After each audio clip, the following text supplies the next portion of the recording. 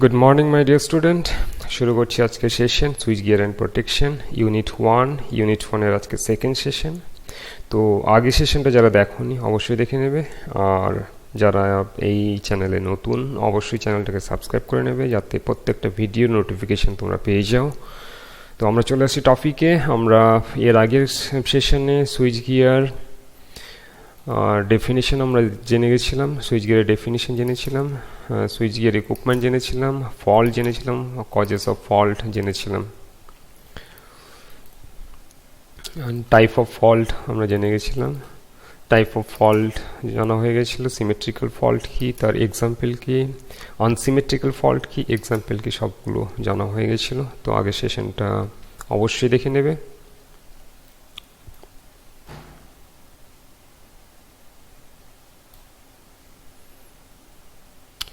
আমরা চলে আসছি এফেক্ট অফ ফল্ট। তো এফেক্ট অফ ফল্টে আমরা দেখব যে ফল্ট হলে কি কি হতে পারে টোটাল সিস্টেমে, total electrical equipment, generating station থেকে শুরু করে লোড সেন্টারে কি কি ধরনের প্রবলেম হতে পারে। তো আমরা দেখে নিচ্ছি। Due to short circuit heavy current causes, মানে শর্ট সার্কিট হলে কি হচ্ছে, হেভি কারেন্ট ফ্লো হবে, কারেন্টের অ্যামাউন্টটা হচ্ছে 10 থেকে 20 টাইমস বেড়ে যায়, রেটেড কারেন্ট থেকে অনেক বেশি বেড়ে যায়, যেটা কি করে, যেটা হচ্ছে এক্সেসিভ হিট ক্রিয়েট করবে এবং সেটা হচ্ছে ফায়ার অথবা এক্সপ্লোশনের আকার নিতে পারে। তো এটা হচ্ছে এফেক্ট অফ ফল্ট।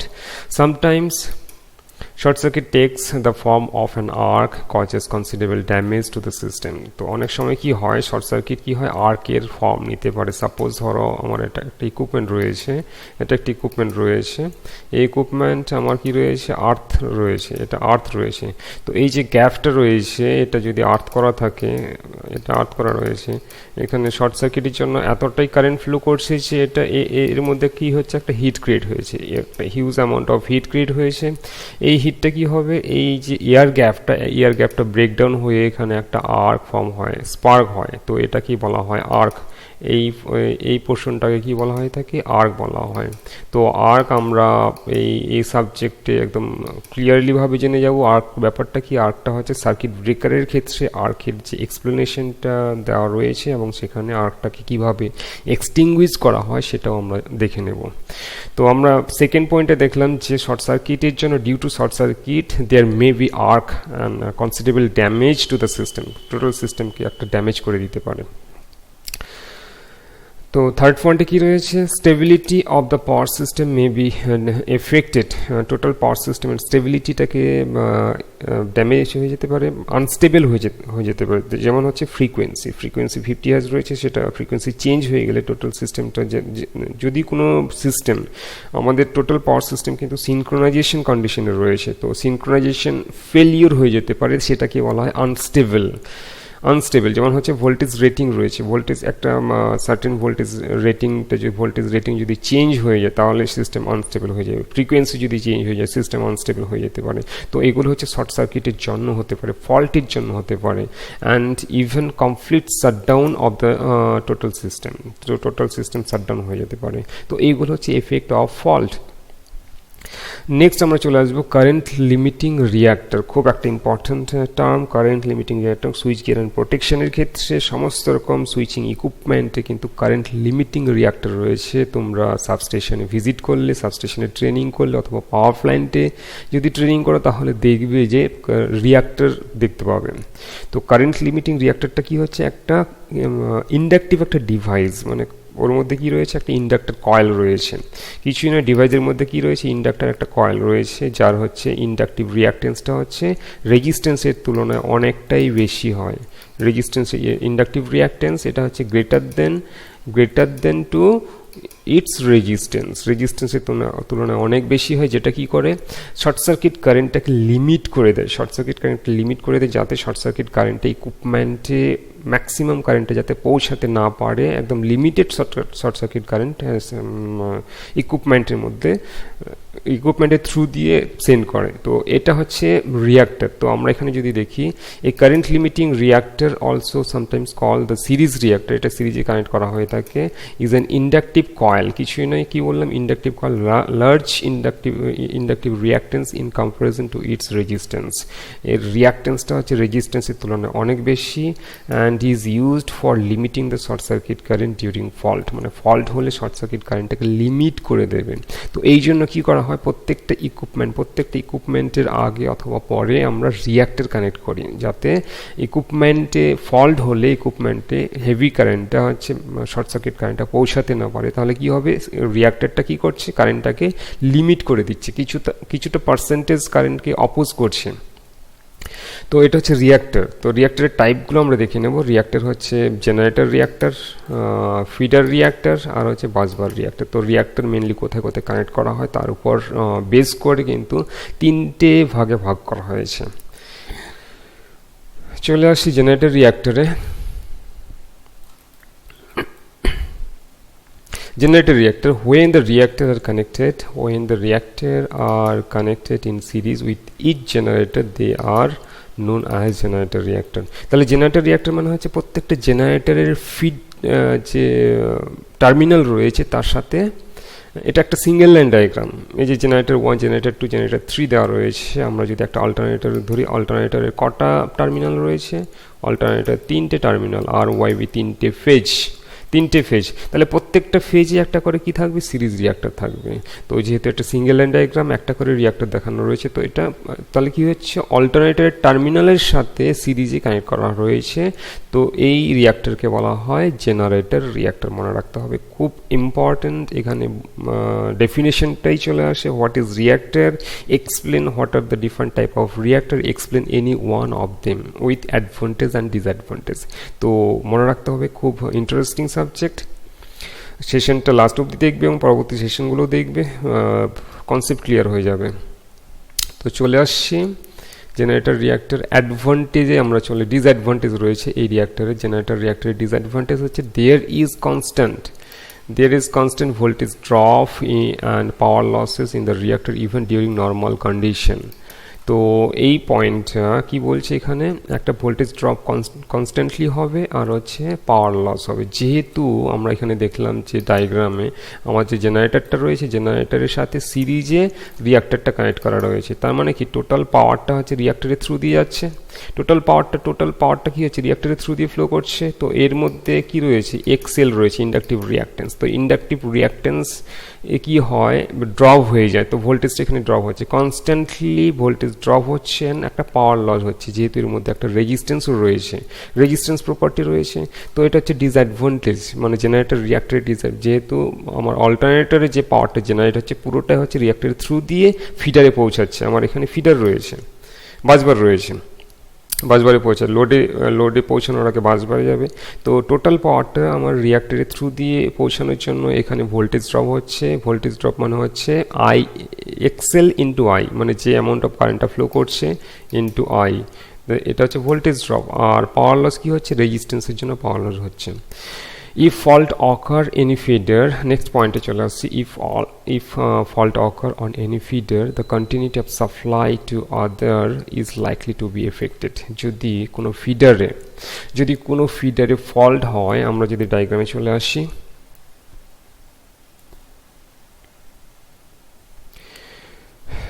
এই যে ফিডার দেখতে পাচ্ছি, যদি আমার ফিডারে সাপোজ ধরো এই ফিডারে ফল্ট হয়েছে, ফিডার এখানে ফল্ট হয়েছে, তাহলে কি হবে, এই ফিডার একটা ফল্ট কারেন্ট ফ্লো করবে। তো ফল্ট কারেন্টটা যে ফ্লো করবে, কে সাপ্লাই দেবে, এই যে তিনটে যতগুলো জেনারেটর ইউনিট কানেক্টেড হয়েছে, প্রত্যেকটা জেনারেটর ইউনিট কি করবে, ফল্ট কারেন্টটা সাপ্লাই করবে, এটা দিয়ে ফল্ট কারেন্টটা ফ্লো করবে, এটা দিয়ে ফল্ট কারেন্টটা ফ্লো করবে। তো এই রিয়াক্টর দিয়ে ফল্ট কারেন্ট ফ্লো করবে। এবার যেহেতু ফল্ট কারেন্ট, তাহলে বাকি ফিডারগুলোর মধ্যে একটা এফেক্ট পড়বে। তো এটা হচ্ছে ডিসঅ্যাডভান্টেজ। তখন হচ্ছে তাহলে টোটাল সিস্টেমটা কি হচ্ছে, আনস্টেবল হচ্ছে। তাহলে টোটাল সিস্টেমটাকে আমাকে কি করতে হবে, শাটডাউন করতে হবে। তো এগুলো হচ্ছে জেনারেটর রিয়াক্টরের ডিসঅ্যাডভান্টেজ। তো আমরা এখানে খুব ইম্পর্টেন্ট, ডিসঅ্যাডভান্টেজ জানতে হবে। আমরা নেক্সট চলে আসবো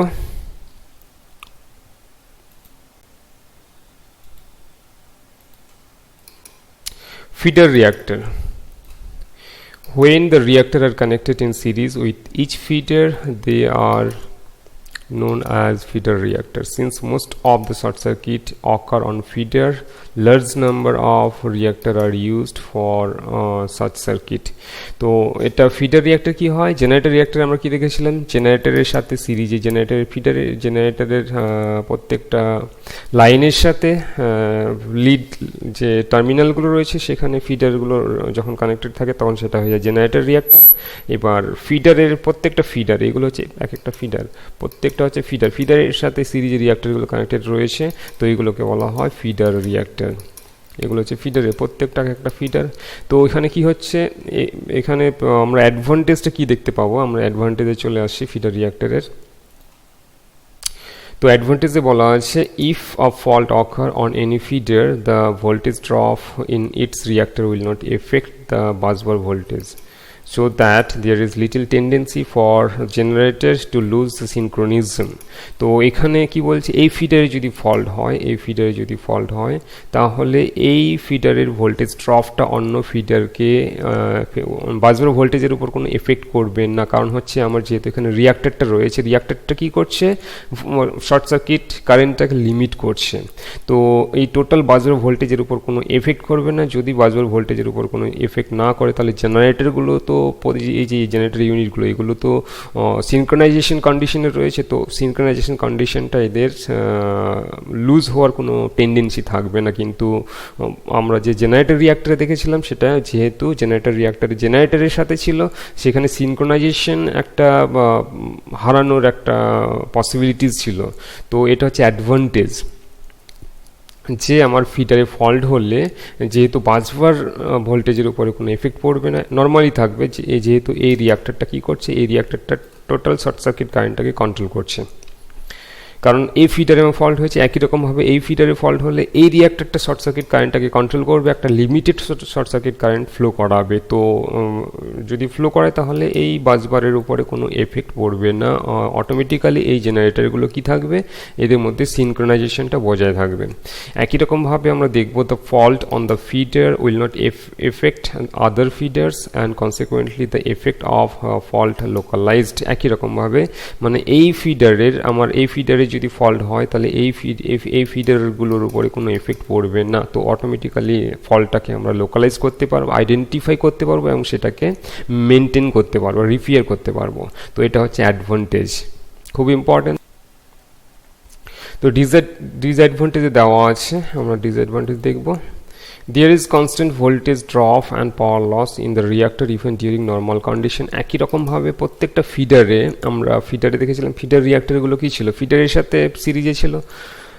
তো চলে আসছি সার্কিট ডায়াগ্রামে। তো এখানে বলা হয়েছে যে একই রকমভাবে যেহেতু এই যে কারেন্টটা ফ্লো হচ্ছে, পাওয়ারটা ফ্লো হচ্ছে প্রত্যেকটা রিঅ্যাক্টরের থ্রু দিয়ে ফ্লো হচ্ছে, তার মানে কি যে এখানে কনস্ট্যান্টলি এক্সেলের জন্য ইন্ডাকটিভ রিঅ্যাক্টেন্সের জন্য, এটা ইন্ডাকটিভ রিঅ্যাক্টেন্স এক্সেলের জন্য কি হচ্ছে, এখানে একটা কনস্ট্যান্টলি কন্টিনিউয়াসলি একটা ভোল্টেজ ড্রপ হচ্ছে, আর রেজিস্ট্যান্স এর যেহেতু রিঅ্যাক্টেন্স এর মধ্যে একটা রেজিস্ট্যান্স প্রপার্টি রয়েছে, একটা পাওয়ার লস হচ্ছে। তো এখানেও একটা ভোল্টেজ ড্রপ আর একটা পাওয়ার লস হচ্ছে constantly. Next, if the number of generator is increased, the size of feeder reactor will have to be increased to keep the short circuit current within the rating of the feeder circuit breaker. তো এখানে বলছে যে আমাদের কি ছিল, আমাদের যদি generator unit যদি নতুন করে ইনস্টল করা হয় তার মানে কি টোটাল ক্যাপাসিটি বাড়ছে, টোটাল ক্যাপাসিটি বাড়লে প্রত্যেকটা ফিডারের এগেনস্টে যে আমরা রিঅ্যাক্টরগুলো কানেক্ট করেছি, তো ফিডারের ওই যে রিঅ্যাক্টরগুলো রয়েছে, রিঅ্যাক্টরের সাইজও ইনক্রিজ করতে হবে, তার মানে প্রত্যেকটা রিঅ্যাক্টরের সাইজ চেঞ্জ করতে হবে। তো এটা হচ্ছে ডিসঅ্যাডভান্টেজ। ডায়াগ্রামে চলে আসি তাহলে আরও ক্লিয়ার হয়ে যাবে।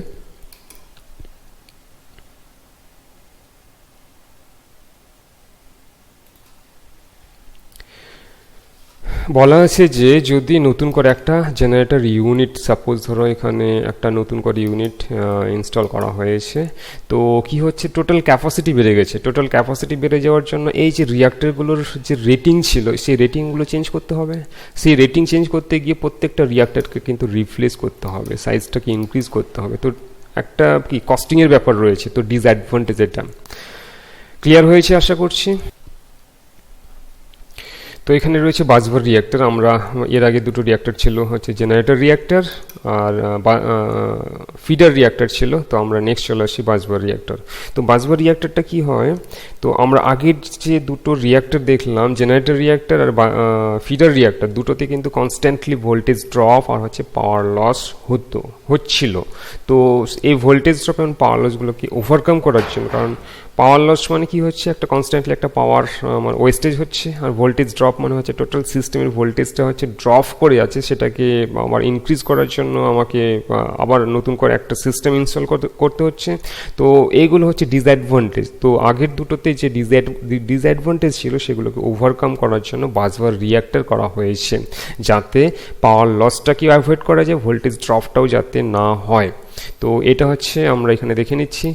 Above two methods of locating reactors suffer from the disadvantage and that there is considerable voltage drop and power loss in the reactor even during normal condition. মানে নর্মাল কন্ডিশনে কি হতো, কনস্ট্যান্টলি পাওয়ার লস আর voltage drop হতো।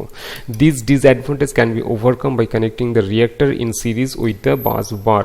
এবং এটাকে হচ্ছে দুই রকম রয়েছে, একটা রিং মেন রিয়াক্টর সিস্টেম রয়েছে, রিং সিস্টেম রিয়াক্টর রয়েছে, আর একটা হচ্ছে টাই বার সিস্টেম রয়েছে।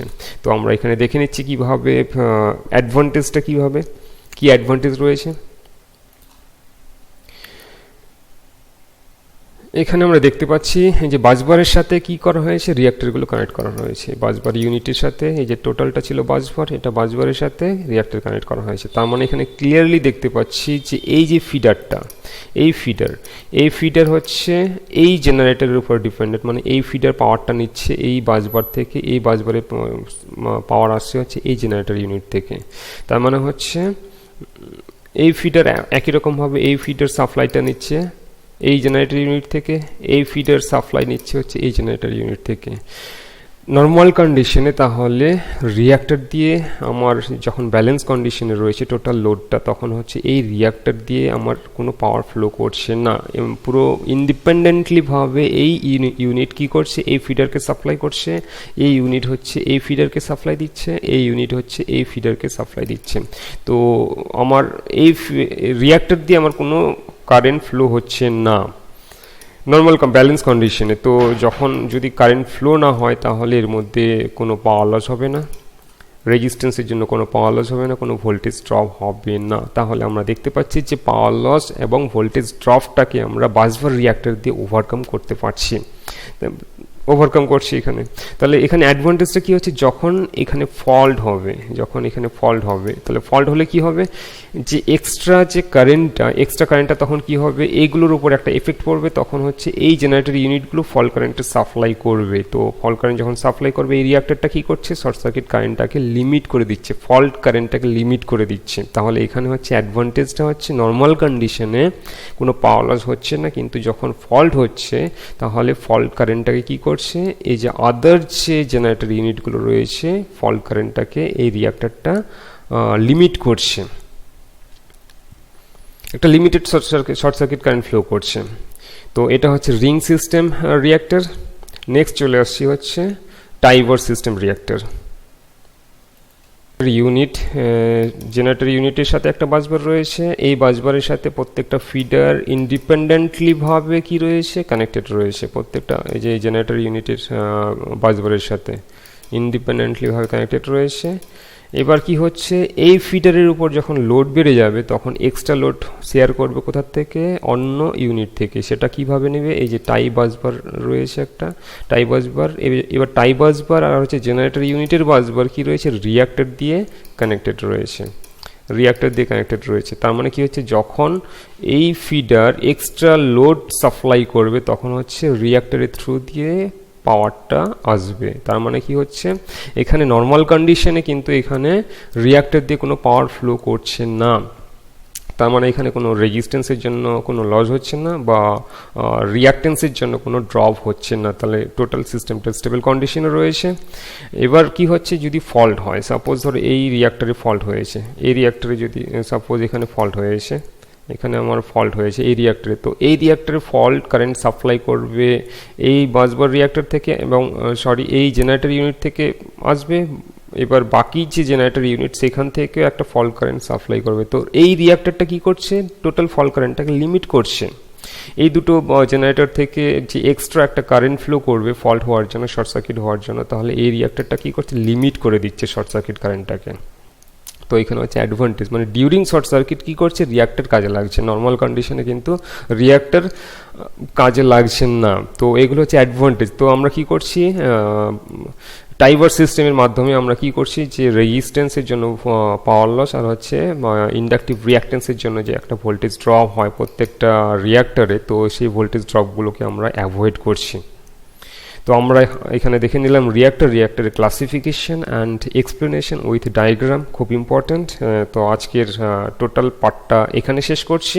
আমরা নেক্সট সেশনে আমরা ক্যালকুলেশনে চলে আসবো, আর ম্যাথমেটিক্যাল ক্যালকুলেশন হচ্ছে খুব ইম্পর্ট্যান্ট, কারণ এই ক্যালকুলেশন জানতেই হবে। এই ক্যালকুলেশন না জানলে আমরা যে এই রিঅ্যাক্টরগুলো ইউজ করছি, রিঅ্যাক্টরের রেটিং খুঁজে পাবো না। রিঅ্যাক্টরের রেটিং না জানলে আমার ফল্ট হলে কতটা ফল্ট কারেন্ট ফ্লো করবে সেটা আমরা বের করতে পারবো না। আর যদি ফল্ট কারেন্ট যদি ক্যালকুলেশন করতে না পারি, তাহলে জেনারেটরের সাথে এখানে আমরা শুধু সিঙ্গেল লাইন ডায়াগ্রামে কি দেখতে পাচ্ছি, শুধু রিঅ্যাক্টর, কিন্তু এর মধ্যে কি রয়েছে, সার্কিট ব্রেকার রয়েছে, সিটিপিটি রয়েছে, তাদের ক্যালকুলেশন, তাদের রেটিং পাওয়া যাবে না। তো সেইগুলো জানার জন্য কিন্তু এই ক্যালকুলেশনটা খুব ইম্পর্ট্যান্ট। তো নেক্সট সেশনটা অবশ্যই দেখতে হবে এবং সেটা বুঝে নিতে হবে।